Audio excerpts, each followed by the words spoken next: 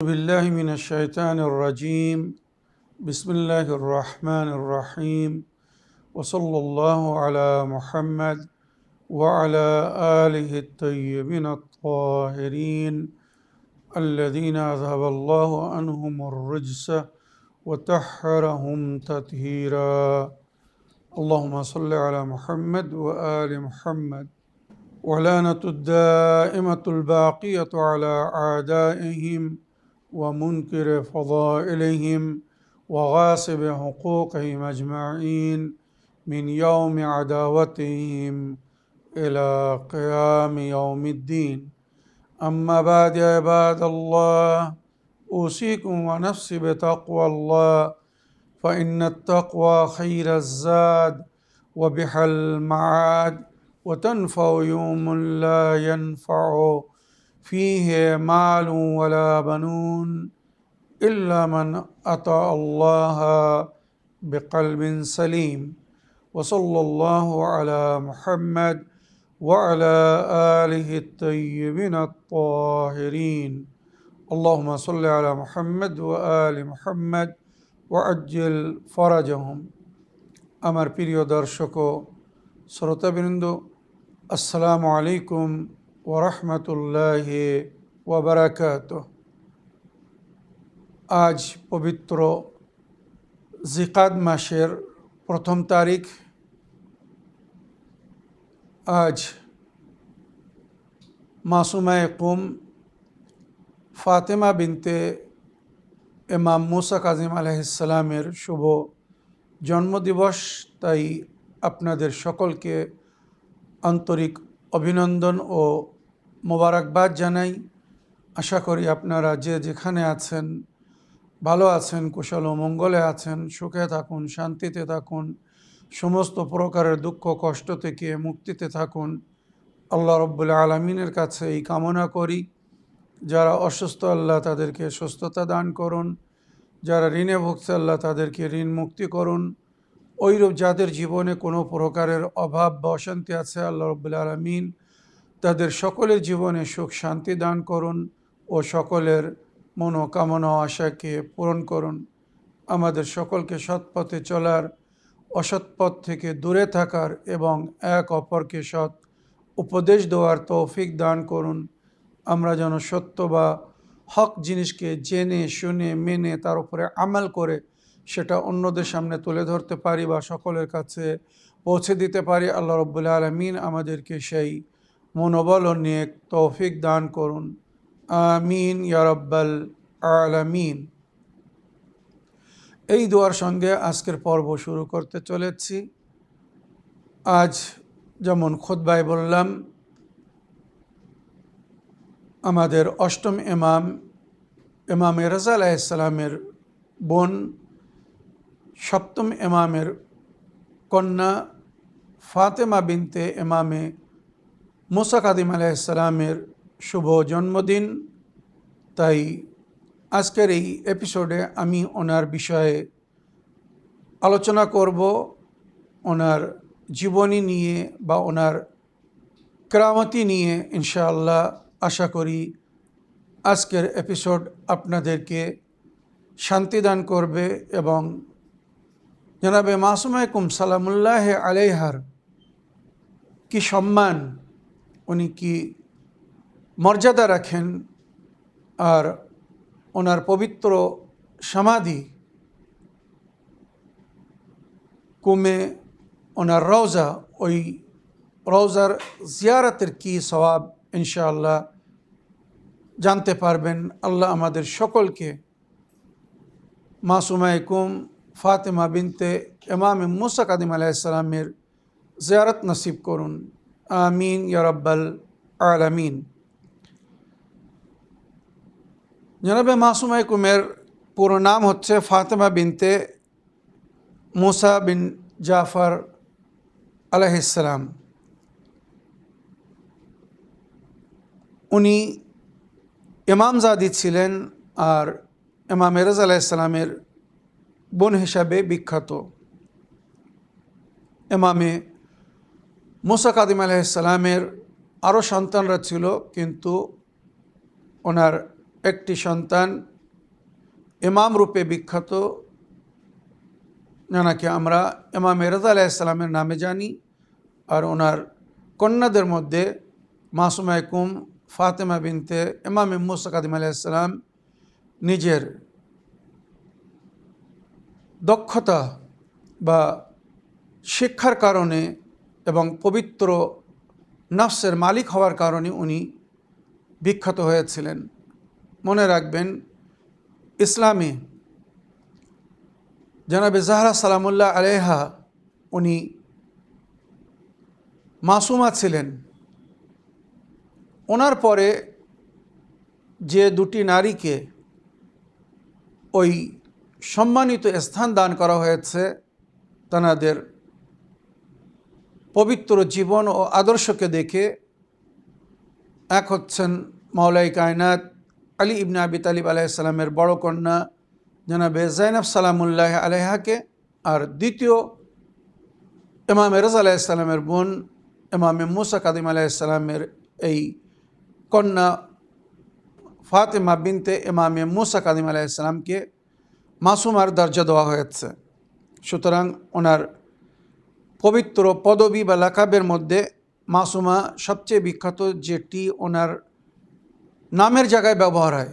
ওনাকে ফাতেমা বিনতে ইমাম মুসা কাদিম আলাইহিস সালাম এই নামে কম লোক ডাকেন বা কম লোক স্মরণ করেন। ওনাকে মাসুমায়ে কুম বলে সবাই জানে, পরিচিত, আর ওই নামেই ওনাকে ডাকা হয়। আর এই লাকাব ওনাকে ওনার ভাই ইমাম রেজা আলাইহিস সালাম দিয়েছিলেন। যখন ইমাম রেজা আলাইহিস সালামের কাছে ওনার বোনের সম্পর্কে জিজ্ঞাসা করা হয়েছিল, তো উনি বললেন, আমার বোন পবিত্র নফসের মালিক আল্লাহ মাসুমদেরকে যে সম্মানিত জীবন দান করেছেন, আমার বোনও সেই পবিত্র নফসের মালিক। সুতরাং তার ওয়াফাত বা শাহাদাতের পরে কেউ যদি তার জিয়ারত করে তো সে আমাদের শেফাত পাবে, মানে আহলে বায়তের শেফাত পাবে। স্বয়ং মাসুমায়ে কুম তার শেফাত করবেন, আর সে স্বর্গবাসী হবে, সে জান্নাতে যাবে। ওইরূপ আপনার মানে মাসুমায়ে কুমের দ্বিতীয় বিখ্যাত পদবী বা লাকাব হচ্ছে করিমায়ে আহলে বায়ত, যে দর থেকে কখনো কেউ নিরাশ হয়নি। ইমামে মুসা কাদিম আলাইহিস সালাম বাবুল হাওয়াইজ রূপে বিখ্যাত, ওনার দরজা থেকে কেউ কখনো নিরাশ ফিরে যায়নি। ওইরূপ ওনার কন্যা মাসুমায়ে কুম, ওনাকে করিমায়ে আহলে বায়ত বলা হয়েছে, করম নওয়াজ। ওনার দর থেকেও কখনো কোনো প্রশ্নকারী বিনা উত্তর নিয়ে ফিরে যায়নি। ইতিহাসে লেখা হয়েছে, এক সময় কিছু লোক ইমামে মুসা কাদিম আলাইহিস সালামের কাছে আসে ওনার বাসায় মদিনায় কিছু প্রশ্ন নিয়ে। সে সময় ইমামে মুসা কাদিম আলাইহিস সালাম বাসায় ছিলেন না, কোথাও বাইরে ছিলেন।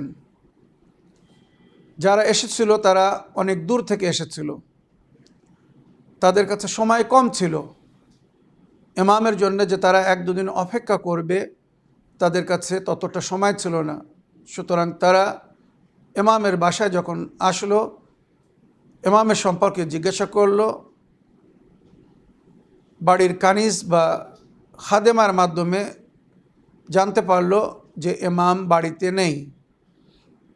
তখন মাসুমায়ে কুম সালামুল্লাহ আলাইহা মানে ফাতেমা বিনতে ইমাম মুসা কাদিম আলাইহিস সালাম বললেন, ওদেরকে জিজ্ঞাসা করো ওরা কী জন্য এসেছে, যদি বিশেষ কিছু জানার জন্য এসে থাকে তো আমি উত্তর দিয়ে দেব। এই কথা শুনে যে শিয়ারা সাক্ষাৎ করতে এসেছিল, তারা কিছু প্রশ্ন লিখিত চিঠি দিল যে আমরা ইমামের কাছে এই প্রশ্নগুলোর উত্তর নিতে এসেছিলাম। জনাবে মাসুমায়ে কুম সালামুল্লাহ আলাইহা চিঠি নিয়ে সমস্ত প্রশ্ন পড়ে তার নিচে সুন্দর করে তার উত্তর লিখে দিলেন। কোরআন ও সুন্নতের মোতাবিক, শরিয়ত মোতাবিক উত্তর লিখে দিলেন। তারা উত্তর পেয়ে খুশি হয়ে ফিরে যাচ্ছিল যে আমাদের এই পরিশ্রম এত কষ্ট করে যে আমরা মদিনায় এসেছিলাম, আমাদের মেহনত বিফল যায়নি, আলহামদুলিল্লাহ আমরা নিজের প্রশ্নের উত্তর পেয়েছি। তারা ফিরে যাচ্ছিল, এমন সময় সেই রাস্তা দিয়ে ইমাম মুসা কাদিম আলাইহিস সালাম বাড়ি ফিরে আসছিলেন। রাস্তায় সাক্ষাৎ হলো, ইমামকে তারা জানতো, মানতো, চিনতো, সুতরাং ইমামকে সালাম করলো।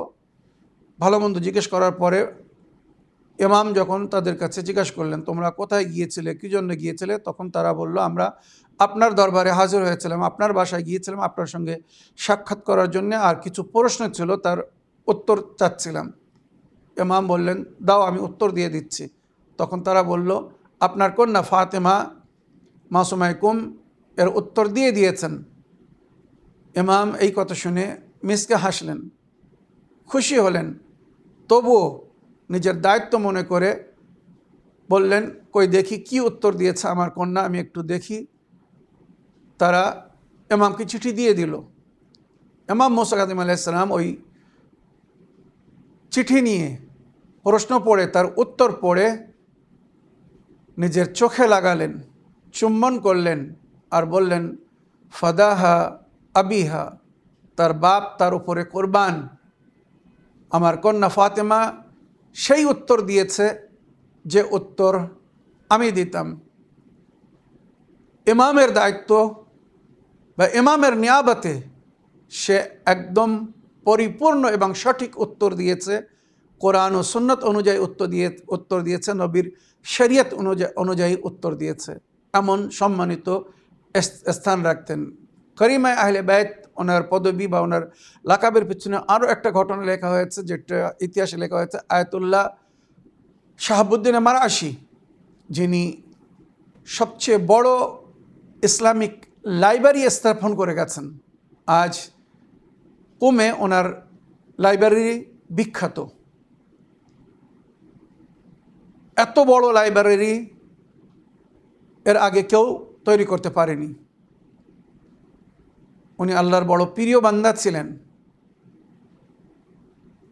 খুব কষ্টে জীবনযাপন করতেন। ইজারার নামাজ পড়ে বা ইজারার রোজা রেখে নিজের পারিবারিক প্রয়োজন পুরো করতেন, কিন্তু কারোর আগে কখনো হাত পাততেন না। আত্মসম্মানকে বজায় রাখার জন্যে উনি নিজের মেহনত এবং পরিশ্রমের মাধ্যমে রুজি সঞ্চয় করতেন, আর পিওর হালাল রুজি ছাড়া অন্য কোনো দিকে উনি তাকাতেন না। সুতরাং উনি এক সময় নিয়াত করলেন যে আমি সমস্ত মাসুমিনের জিয়ারত করেছি, তাদের পবিত্র আস্তানায় গিয়েছি, কবরে হাজরি দিয়েছি, শুধু মা ফাতেমা জাহরা সালামুল্লাহ আলাইহার কবরের উপরে এখনও হাজরি দিতে পারলাম না। তার কারণ ছিল ওনার কবর গোপন বলে। ওনার কবরের সন্ধান কেউ রাখে না, শুধু তারাই রাখেন যারা দাফন করেছিলেন। আর ওনার পরিবার বা ওনার আহলুল বাইত বা ইমামগণেরা, যাদেরকে আল্লাহ সমস্ত জ্ঞান দান করেছেন, ইলমে গায়েম রাখেন, আর যুগের ইমাম উনি জানেন ওনার জাদ্দায়ে মাজেদা জনাবে জাহরা সালামুল্লাহ আলাইহার কবর কোথায়।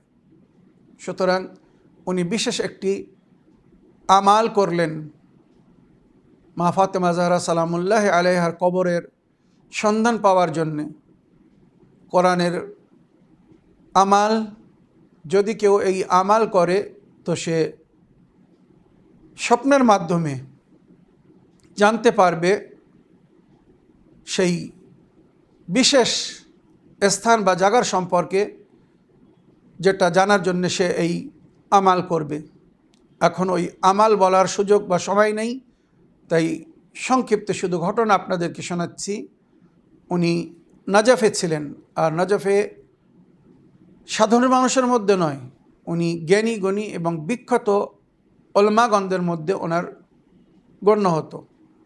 সুতরাং উনি কোরআনের আমাল শুরু করলেন। 40 দিন খতমে কোরআন করতে হয়, অনেক পরিশ্রম করতে হয় এই আমালের জন্যে। 40 দিন যখন উনি খতম কোরআন করে নিলেন, বিশেষভাবে আমালটা পুরো হয়ে গেল, তো উনি রাত্রের স্বপ্ন দেখছেন যে উনি ইমামে মোহাম্মদ বাকের আলাইহিসসালাম এবং ইমামে জাফর সাদিক আলাইহিসসালামের বারগায় হাজির হয়েছেন। উনি সুযোগ পেয়েছেন ইমামে জাফর সাদিক আলাইহিসসালামের দরবারে বা ইমামে মোহাম্মদ বাকের আলাইহিসসালামের আস্তানায় হাজির হওয়ার বা হাজিরি দেওয়ার। যখন উনি ইমামে মোহাম্মদ বাকের বা ইমামে জাফর সাদিক আলাইহিসসালামকে দেখলেন তো সালাম করলেন। এখানে ব্র্যাকেটে একটা কথা বলতে চাই, ইমাম বা নবীকে কেউ যদি স্বপ্ন দেখে, স্বপ্নের মাধ্যমে দর্শন করে, তার মানে সে বাস্তব। কারণ এর আগে অনেকবার বলেছি শয়তান সমস্ত রূপ ধারণ করতে পারে, কিন্তু নবী বা ইমামের রূপ ধারণ করার অনুমতি শয়তানকে দেওয়া হয়নি বা আল্লাহ দেয়নি। তাই কেউ যদি স্বপ্নের মাধ্যমে নবী করিম সাল্লাল্লাহু আলাইহি ওয়াসাল্লামকে দেখে বা কোনো ইমামকে দেখে, তার মানে সে বাশারাত পেয়েছে, জিয়ারত পেয়েছে। তো ইমামের সঙ্গে যখন সাক্ষাৎ হলো তো শাহাবুদ্দিন মারাশিকে ইমামে জাফর সাদিক আলাইহিস সালাম বললেন, আলাইকা বেকরিমাত আহলিল বাইত। 3 বার বললেন, আলাইকা বেকরিমাত আহলিল বাইত, তুমি করিমায় আহলে বাইতের দামানকে ধরো, তোমার মনোকামনা আশা পুরো হয়ে যাবে। তুমি যে আশা নিয়ে এই কোরআনের আমাল করলে, 40 দিন ধরে খতমে কোরআন করলে,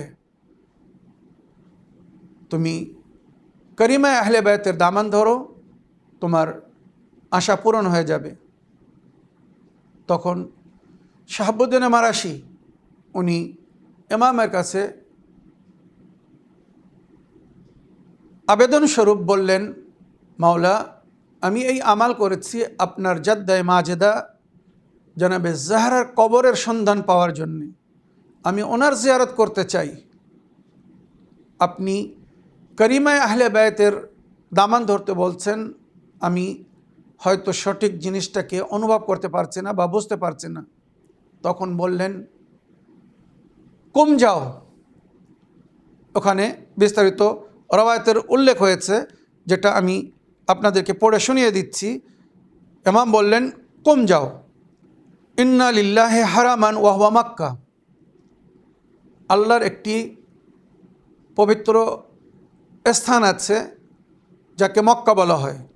হারাম মানে সম্মানিত স্থান, হরমাতওয়ালা স্থান, পবিত্র স্থান, যেখানে অপবিত্র অবস্থায় যাওয়া বা যে সমস্ত কাজ নিষেধ শরিয়াতে, ওই জায়গায় গিয়ে, ওই স্থানে গিয়ে সেগুলো কোনো প্রকারে করার অনুমতি নেই।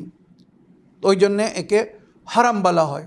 হারাম মানে পবিত্র স্থান, যেখানে অনেক বৈধ কাজও হারাম হয়ে যায় জায়গার সম্মান হিসাবে। তো আল্লাহর একটি পবিত্র স্থান আছে, সেটাকে মক্কা বলা হয়।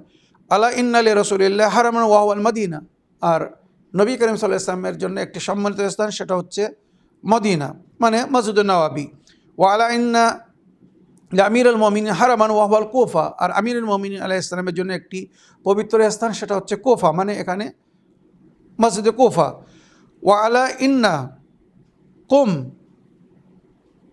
আল কুফা আস-সাগীরা হারামান লানা আহলুল বাইত। তারপরে ইমাম বললেন, মনে রেখো, কুম সিটি বা কুম শহর, যাকে ছোট কুফা বলা হয়, আলা ইন্না কুম হারামান লে আহলিল বাইত ও হারামান আহলিল বাইত, আহলে বাইতের জন্যে পবিত্র আস্তানা বা স্থান হচ্ছে কুম। আলা ইন্না লিল জান্নাতে সামানিয়াতা আবওয়াবিন। আর জান্নাতের 8টি দরজা, সালাসা মিনহা ইলাল কুম। এই 8টি দরজার মধ্যে 3টি দরজার মুখ কুমের দিকে খোলা আছে। কুমবাসীরা ওই 3টি দরজা দিয়ে জান্নাতে প্রবেশ করবে। তাকবিদ ফিহা ইমরাআ মিন উলদি ইসমুহা ফাতেমা বিনতে মুসা। তারপরে ইমাম জাফর আলাইহিস সালাম বললেন, ওই জমিনে আমার এক কন্যা, যার নাম হবে ফাতেমা বিনতে মুসা, সে ওই জমিনে স্থান পাবে বা দাফন হবে। ওয়া তাদখুলু বিশাফাআতি শিয়াতি আল জান্নাহ বিআজমাইহিন। আর তার শেফাআতে আমার সমস্ত শিয়ারা জান্নাতে প্রবেশ করবে। এই সম্মানিত হাদিস বা এই রওয়ায়াত কিন্তু অনেক বইয়ের মধ্যে লেখা হয়েছে, যেমন আগায় সুস্তরি, কাদি নুরুল্লাহ সুস্তরি উনি মাজালিসুল মুমিনিন খণ্ড নম্বর 1 পৃষ্ঠা নম্বর 168-তে লিখেছেন। বিহারুল আনওয়ার খণ্ড নম্বর 60 পৃষ্ঠা নম্বর 288-তে লেখা আছে। বিহারুল আনওয়ার খণ্ড নম্বর 48 পৃষ্ঠা নম্বর 317 লেখা আছে। মুস্তাদরাক সাফিনাতুল বিহার পৃষ্ঠা নম্বর 596-তে এই রওয়ায়াত লেখা আছে। এবারে বলা হচ্ছে, ইমামে জাফর সাদিক আলাইহিস সালাম তখন শাহাবুদ্দিন মারাশিকে বললেন, আলাইকা বিকরিমাত আহলিল বাইত, তুমি করিমা আহলে বাইতের দামান ধরো, ওখানে যাও, মাসুমায়ে কুমের জিয়ারত করো, মাসুমায়ে কুমের জিয়ারত করো, এই নিয়তে যে আল্লাহ রব্বুল আলামিন আমাকে যেন জনাবে জাহরার জিয়ারতের আজর ও সওয়াব দান করে। তো তোমার মনোকামনা আশা পুরো হয়ে যাবে। মাসুমায়ে কুমের যদি জিয়ারত করো, তার মানে তুমি জনাবে জাহরা সালামুল্লাহ আলাইহার জিয়ারত করেছো বা জিয়ারত পেয়েছো। সুতরাং ইতিহাসে লেখা হয়েছে, শাহাবুদ্দিন মারাশি উনি সঙ্গে সঙ্গে নজফ থেকে নিজের পরিবারকে নিয়ে কুমে শিফট হয়ে গেলেন, আর জীবনের শেষ নিঃশ্বাস পর্যন্ত উনি ওখানেই ছিলেন এবং অনেক ছাত্রদেরকে শিক্ষা দিয়ে গেছেন। আর আজ মনে রাখবেন, এই যে ওলামাগণ, মাওলানাদেরকে আমরা দেখছি, পবিত্র পাগড়ি বা আমাবাধারী ওলামাগণ, এনাদের মধ্যে অধিক অংশরা কিন্তু ওখান থেকেই শিক্ষা লাভ করে আমাদের দেশে আসছেন। ভারত বলুন, বাংলাদেশ বলুন, পাকিস্তান বলুন বা বিশ্বের অধিকাংশ দেশে যে সমস্ত ওলামাগণেরা দ্বীনের খেদমত করছেন, তাবলিগ করছেন, এনাদের মধ্যে অধিক অংশরা কুম থেকে ফারিগুত তাহসিল পড়াশুনো করে তারপরে ওনারা নিজের দেশে দেশে গিয়ে তাবলিগ করছেন, দ্বীনের খেদমত করছেন, আল্লাহর বান্দাদেরকে জান্নাতের দিকে আমন্ত্রণ জানাচ্ছেন, সঠিক পথ দেখাচ্ছেন। তো এই জন্য হয়তো বলা হয়েছে যে জান্নাতের 3টি দরজা কুমের দিকে খুলবে, কেননা কুমের কারণে বা কুমের বাসিন্দাদের কারণে বা কুম থেকে শিক্ষা লাভ করে যারা অন্যদেরকে দিন শেখাবে, শরীয়তের তালিম দিবে, জান্নাতের পথে পথিক করবে, তাই কুমকে এই সম্মানিত স্থান দান করা হয়েছে। ইমামে রেজা আলাইহিস সালামের এই বোন জানাবে মাসুমায়ে কুম, ওনার জন্ম আজকের দিনে মনে রাখবেন 1 জিলহিজ্জা 173 হিজরিতে উনি জন্মগ্রহণ করেছিলেন। ওনার আরও কিছু পদবি বা লাকাব আছে, শুধু বলে দিচ্ছি, এর ব্যাখ্যা করার সময় নেই, কেননা কিছু ঘটনা আমি শোনাতে চাই যেগুলো শুনে আপনারা শান্তি পাবেন। যেমন তাহেরা, হামিদা, বিররা, রশিদা, তাকিয়া, নকিয়া, রাজিয়া, মারদিয়া, সৈয়দা, উখতুরদা, এই সমস্ত পদবি ইমামে রেজা আলাইহিস সালামের বোনের, জানার আজ শুভ জন্মদিবস। 1 জিকাদা, প্রথম জিকাদা বা পয়লা জিকাদা 173 হিজরিতে উনি মদিনায় জন্মগ্রহণ করেছিলেন। আর 10 রবিউল সানি 201 হিজরিতে উনি যখন ওনার ভাইয়ের সঙ্গে সাক্ষাৎ করতে যাচ্ছিলেন, তো ইরানের একটি বিখ্যাত নদী সাওয়া নদী, ওই নদীর ধারে ওনার কাফেলার উপরে আক্রমণ করে নাসিবিরা, আহলে বাইতের দুশমনরা ওনার আত্মীয় স্বজনদেরকে মেরে ফেলেছিল। আর উনি আহত হয়েছিলেন বা আঘাত পেয়েছিলেন। আবার কিছু রওয়ায়াতে ওনাকে নাকি জোর জবরদস্তি ওখানে বিষ দেওয়া হয়েছিল। আর সেই বিষের আঘাতে 17 দিন পরে উনি কুম শহরে মারা গিয়েছিলেন, তাই ওখানে ওনাকে দাফন করা হয়েছিল। আজ যেখানে ওনার পবিত্র আস্তানা বা ওনার পবিত্র সমাধি, যেখানে সবাই জিয়ারত করতে যায়।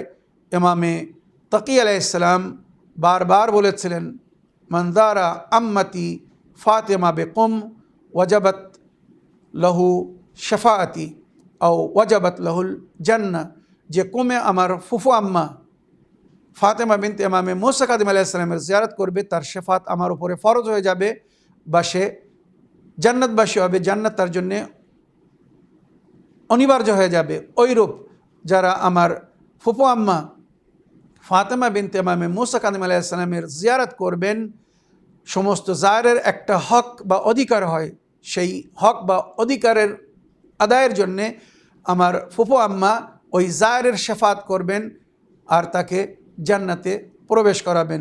যেটা জিয়ারতনামার মধ্যেও লেখা আছে যে যদি কেউ মাসুমায়ে কুমের জিয়ারত করে, তার সম্মান বা তার মর্যাদাকে স্মরণে রেখে বা তার মারেফাতের সঙ্গে, তো বিবি ফাতেমা বিনতে ইমামে মুসা কাযিম আলাইহিস সালাম মাসুমায়ে কুম তার শেফাত করবেন আর সে জান্নাতবাসী হবে। ওনার পিতা ইমামে মুসা কাযিম আলাইহিস সালাম আর ওনার মা জননী নাজমা খাতুন। ইমামে মুসা কাযিম আলাইহিস সালামের অন্য স্ত্রী থেকে আরও অন্য সন্তানরা ছিল, কিন্তু ইমামে রেজা আলাইহিস সালামের মা নাজমা খাতুন ওনার মাত্র দুটি সন্তান, এক ইমামে রেজা আর দ্বিতীয় মাসুমায়ে কুম সালামুল্লাহ আলাইহা। ইতিহাসে লেখা হয়েছে ওনার বিবাহ হয়নি। এটাও ইতিহাসে বিখ্যাত, ইমামে মুসা কাযিম আলাইহিস সালামের কোনো কন্যার নাকি বিবাহ হয়নি। আর তার কারণ ছিল ওনাদের কফ ছিল না। কফ মানে যোগ্য।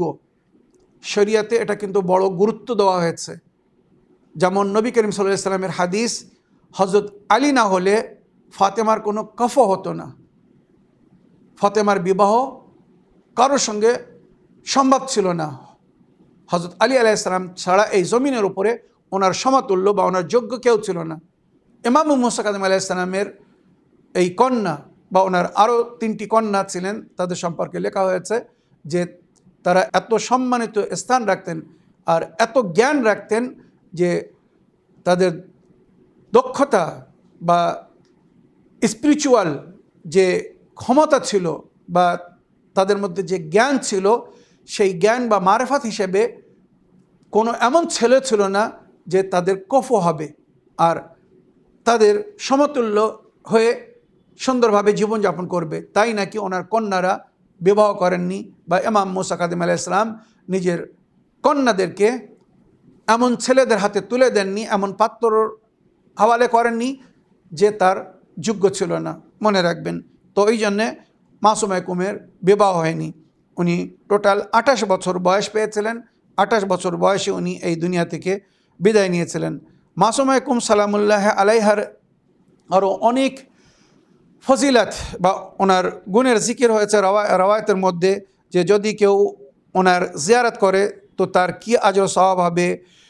যেমন বিহারুল আনোয়ারে বা আরও অনেক রওয়ায়াতের মধ্যে উল্লেখ হয়েছে নবী বা নবীর আহলে বাইত ভবিষ্যৎবাণী রূপে যে ওনাদের সম্পর্কে বলে গেছেন যে ইমামে মুসা কাযিম আলাইহিস সালামের একটি কন্যা হবে যার নাম নবীর কন্যার নামে হবে, মানে তার নামও ফাতেমা হবে, কিন্তু দুনিয়া তাকে মাসুমা রূপে, নির্দোষ নিষ্পাপ মাসুমা রূপে জানবে। আর যে দুনিয়ায় তার কথা শুনে নারী হোক আর পুরুষ আমাল করবে সে জান্নাতবাসী হবে, সে তার শেফাত পাবে। ওইরূপ তার ওয়াফাতের পরে বা তার শাহাদাতের পরে যদি কেউ তার জিয়ারত করে এই ভেবে যে আমি যদি এনার জীবনে থাকতাম তো এনার থেকে শিক্ষা লাভ করে তার উপরে আমাল করতাম, তার উপরে আমাল করে আমি স্বর্গবাসী হতাম, জান্নাতবাসী হতাম। নবীর আহলে বাইত যে বিরাসত ছেড়েছেন, সঠিক শিক্ষা এবং তালিমাত ছেড়েছেন, যেটা নবীর আহলে বাইতের মাধ্যমে, ইমামদের মাধ্যমে আল্লাহর বান্দাদের কাছে পৌঁছেছে, এ বিষয়ে 2টি নারী কিন্তু খুব বিখ্যাত ছিলেন, যাদের মাধ্যমে নবীর আহলে বাইতের তালিমাত, কোরআন ও সুন্নাতের তালিমাত নারীদের কাছে পৌঁছেছে সুন্দরভাবে। এক ছিলেন বিবি জাইনাব সালামুল্লাহ আলাইহা, আজ সিরিয়ায় দামিশকে বিবি জাইনাব সালামুল্লাহ আলাইহার রওজা যেখানে, ওটাও কিন্তু নলেজ সিটি নামে বিখ্যাত।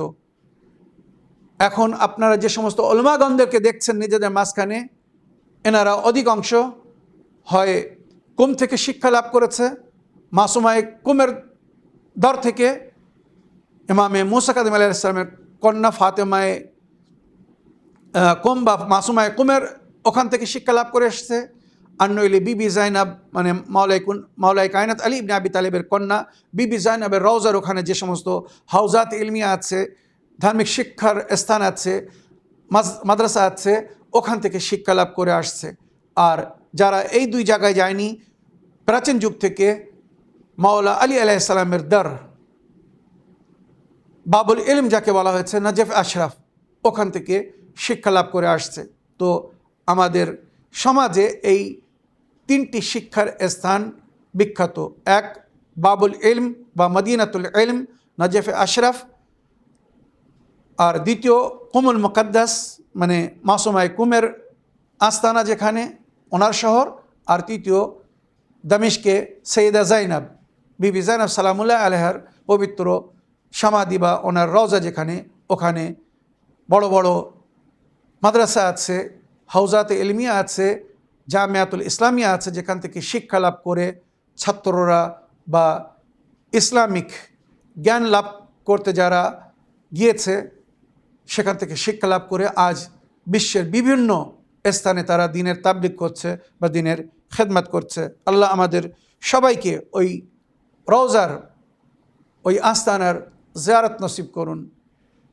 জনাবে মাসুমায়ে কুমের রওজার অনেক কেরামতের জিকির হয়েছে। ওনারই রওজার এক খাদিমের কথা যেটা উনি নিজে বলছেন যে আমি যখন কুমে এসেছিলাম আমার অবস্থা খুব খারাপ ছিল, আমি আমার পরিবারকে নিয়ে খুব কষ্টের মধ্যে ছিলাম, খুব কষ্টে জীবনযাপন করছিলাম। আমি যখন এই আস্তানায় এসে ওই আস্তানার পাশে একটি জায়গা নিলাম, আমার কাছে পানাহারেরও পয়সা ছিল না। সুতরাং ওই রওজার পাশে যে সমস্ত সওদাগার তাজিরদের কারোবার চলছিল, দোকান চলছিল, আমি প্রতিদিন কারো না কারোর কাছে গিয়ে নিজের আত্মসম্মানকে আঘাত করে মজবুরিতে তাদের কাছ থেকে ঋণ নিতাম। মদত চাইনি, আমার সাহায্য করো, আমাকে ভিক্ষা দাও, আমি কখনো এটা করিনি। হ্যাঁ, আমি ধার নিয়েছিলাম। আর মনে রাখবেন, সম্মানিত ব্যক্তিরা যখন মজবুর হয়ে যায়, যাদের আত্মসম্মান আছে, তারা কিন্তু মদত চায় না, তারা কর্জ চায়, কর্জে হাসানা। তাই বলা হয়েছে যদি তোমার কাছে কেউ মদত চাইতে আসে আর কেউ কর্জ চাইতে আসে তো আগে কর্জ দাও, মদত পরে করো। কেননা যে কর্জ চাচ্ছে তার মানে সে নিজের আত্মসম্মানের রক্ষা করছে। আর যদি তুমি কর্জ দাও মানে ঋণ দাও, তো যতদিন ওই ঋণ ফিরিয়ে না দিচ্ছে, প্রতিদিন 1 দিরহামের বদলে 18 দিরহাম আল্লাহর পথে দান করার, খরচ করার তুমি সওয়াব পাবে। কেউ মদত চাইতে এসেছে, ভিখারি, হয়তো সেই সময় তার প্রয়োজন নেই, কিন্তু তার একটা অভ্যাস হয়ে আছে, নিজের ভবিষ্যৎকে ভেবে সে প্রতিদিন মানুষের কাছে চেয়ে বেড়ায়।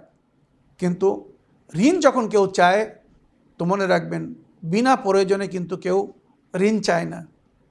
তো ওই জন্যে আত্মসম্মান বজায় রাখার জন্যে যদি কেউ ঋণ চায় তো তাকে ঋণ দিবেন, ঋণের স্বভাবও অনেক বেশি, আর ওইরূপ ঋণ শোধ করানোর স্বভাবও অনেক বেশি।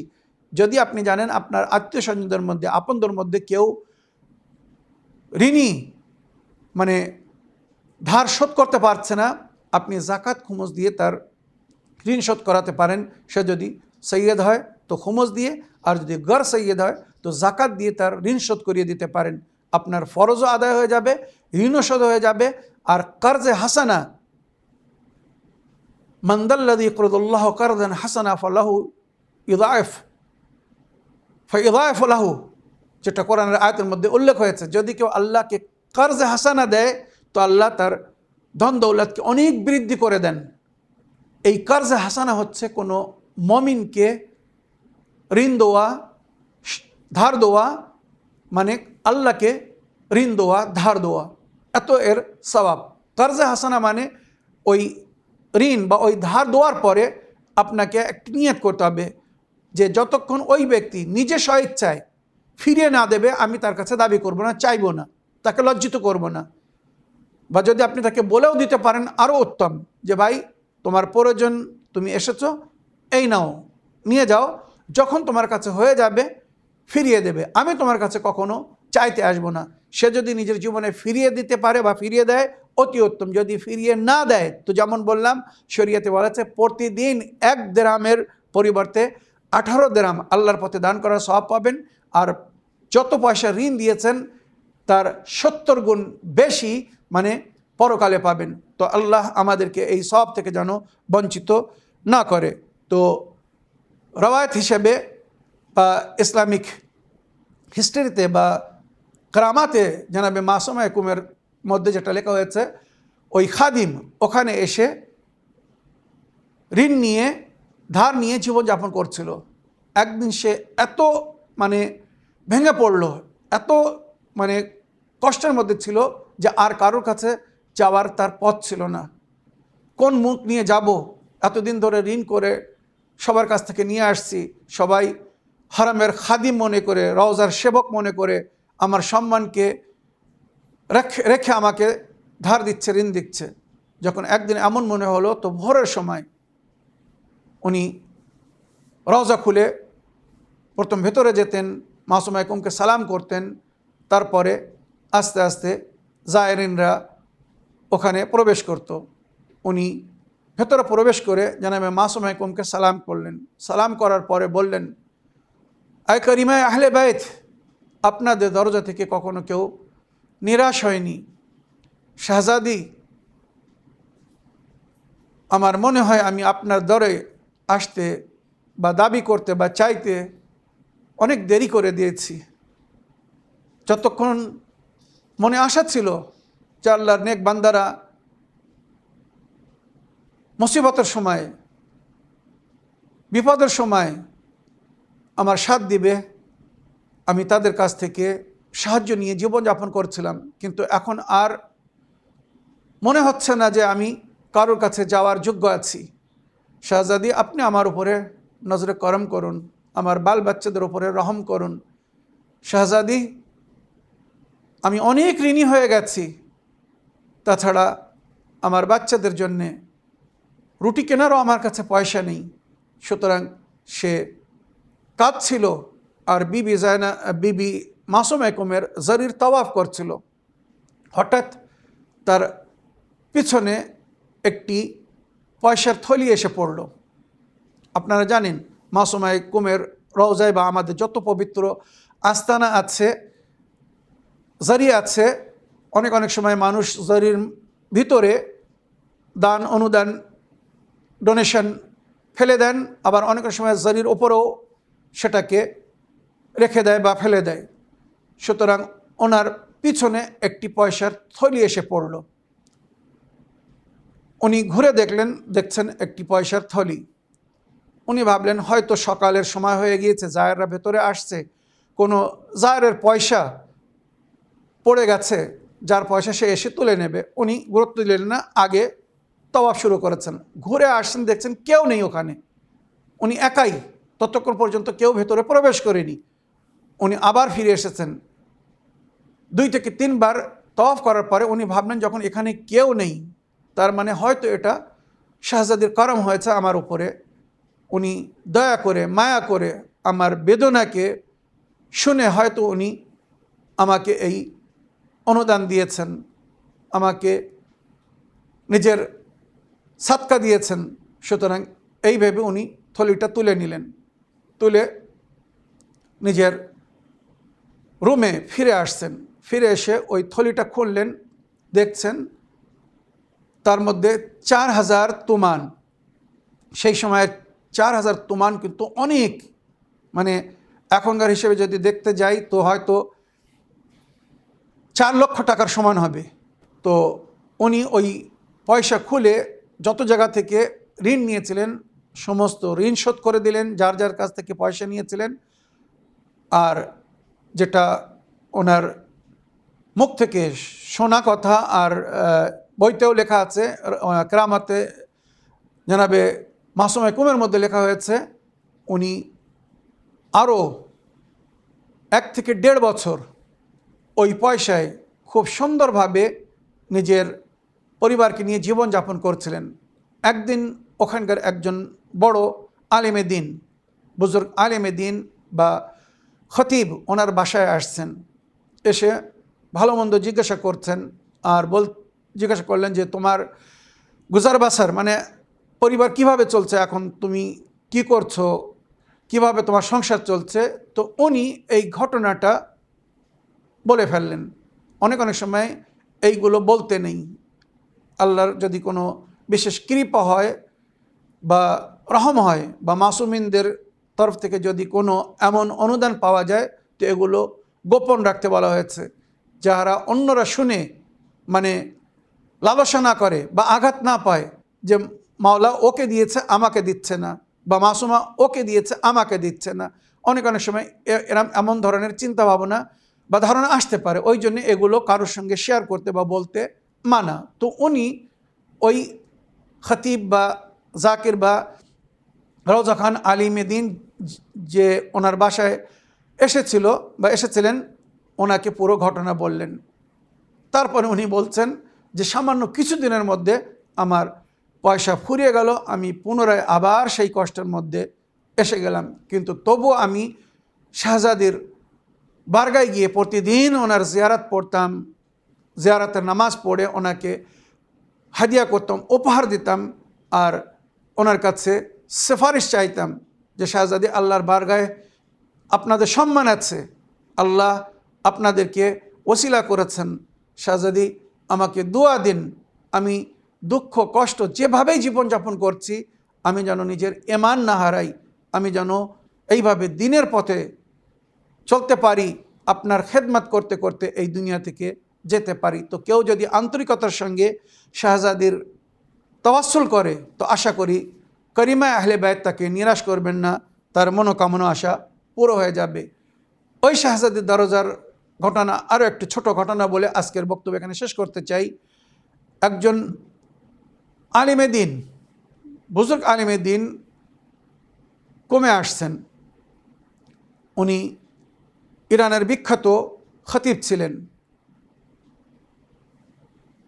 লেখাপড়ায় ওনার একটি সুনাম ছিল, সবসময় পড়াশুনো করতেন। তো পড়াশুনো করতে করতে ওনার চোখে ক্যাটরাক হয়, মতিয়াবিনী, আপনারা জানেন একটি চোখ ঘোলা হয়ে যায় বা দুটি চোখই ঘোলা হয়ে যায়। উনি আর ভালো করে দেখতে পাচ্ছিলেন না, পড়াশোনা করতে পারছিলেন না। তো উনি ডাক্তারের কাছে আসছেন, ওখানে হসপিটালে আসছেন। এটা কিন্তু খুব বেশি দিনের ঘটনা না। ডাক্তাররা বলছে আপনাকে অপারেশন করাতে হবে, ক্যাটরাকের অপারেশন না করলে আপনি আস্তে আস্তে হয়তো পুরো দৃষ্টি হারিয়ে ফেলবেন, দেখতে পাবেন না। কিন্তু উনি ভয় পাচ্ছিলেন যে চোখের অপারেশন যদি সাকসেস না হয় তো এমনিতেও আমি অন্ধ হয়ে যাব।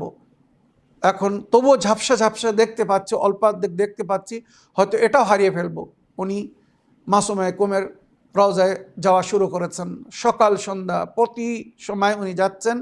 আর ওই জরিতে যে ধুলো বা মাটি ছিল, সেই ধুলো বা মাটি উনির আঙুলে নিয়ে উনি নিজের চোখে লাগাতে শুরু করলেন, এই আশায় যে শাহজাদির যদি করম হয় তো হয়তো বিনা অপারেশনে আমার চোখ ভালো হয়ে যাবে, আমি পুনরায় সুন্দরভাবে দুনিয়াকে দেখতে পাবো, দৃষ্টি ফিরে পাবো। তো সুতরাং উনি ওই শরীর ধুলো বা মাটি নিয়ে চোখে লাগাতেন আর বলতেন, শাহজাদি আমি আপনার দিনের খেদমত করছি, আমি পড়াশুনো করি, ছাত্রদেরকে পড়াই, খেতাবাত করি, যদি আমি নিজে না পড়তে পারি ভালো করে, সঠিক জিনিস যদি না জানি তা আমি অন্যদেরকে কি করে জানাবো?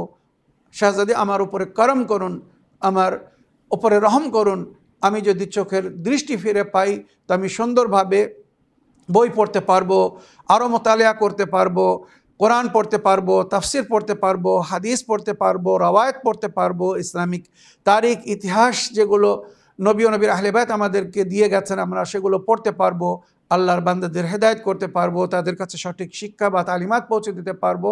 শাহজাদি আমার জন্য আল্লাহর কাছে দোয়া করে দিন। তারিখে লেখা হয়েছে, মাসুমা কুমের কেরামত যেখানে লেখা হয়েছে ওখানে লিখেছেন যে সামান্য কিছুদিন, 3 দিন নইলে 7 দিনের মধ্যে ওই ব্যক্তি যাকে ডাক্তার বলছিল যে অপারেশন না করলে আপনার চোখের আলো ফেরার কোনো রাস্তা নেই, তিনি পরিপূর্ণভাবে চোখের আলো ফিরে পেয়েছিলেন। আর যতদিন বেঁচে ছিলেন ওনার চশমার প্রয়োজন হয়নি। উনি কোরআন, মাফাতুল জানান, দুয়ার বই সব কিছু এত সুন্দরভাবে পড়তেন যে ওনাকে দেখে মানুষ অবাক হতো, কেন উনি অনেক বৃদ্ধকালে দুনিয়া থেকে গিয়েছিলেন, 80-90 প্লাস। যখন মানুষের দৃষ্টি অনেক কম হয়ে যায়, চশমার প্রয়োজন হয়, উনি বিনা চশমায় কোরআন সুন্দরভাবে দেখে পড়তেন, তিলাওয়াত করতেন বা সমস্ত বই পড়তেন। তো যেমন মাসুমা কুমের ওসিলায় ওনার সাদকায় ওই বুজুর্গ আলিমে দিন দৃষ্টি পেয়েছিলেন। আল্লাহ আমাদের মধ্যে যাদের চোখের অসুবিধা আছে, দৃষ্টির অসুবিধা আছে, যারা মাসুমা কুমের রওজায় হয়তো যেতে পারছে না, শাহজাদির সাদকায়, মাসুমা কুমের সাদকায় আজ ওনার শুভ জন্মদিবস, ওনার উলাদতের দিন, মাসুমা কুমের ওসিলায় বা ওনার সাদকায় আল্লাহ আপনি পরিপূর্ণ সুস্থতা দান করুন, চোখের জ্যোতি বা আলো ফিরিয়ে দিন। যদি কারোর শারীরিক কোনো সমস্যা থাকে, আল্লাহ তাকে মাসুমা কুমের সাদকায় পরিপূর্ণ সুস্থতা দান করুন। আর আমাদের সকলকে মাসুমা কুমের জিয়ারত, কুমে গিয়ে ওনার রওজায় গিয়ে, যেখানে গিয়ে ওনার জিয়ারত করলে আমরা জান্নাতবাসী হতে পারবো বা ওনার শেফাআতের প্রাপ্য হতে পারবো, আল্লাহ আমাদের সকলকে ওনার জিয়ারত নসিব করুন। এই বলে আমার আজকের বক্তব্য এখানে শেষ করলাম। ওয়া আখিরু দাওয়ানা আলহামদুলিল্লাহি রাব্বিল আলামিন। ওয়াসসালামু আলাইকুম ওয়া রাহমাতুল্লাহি ওয়া বারাকাতুহু।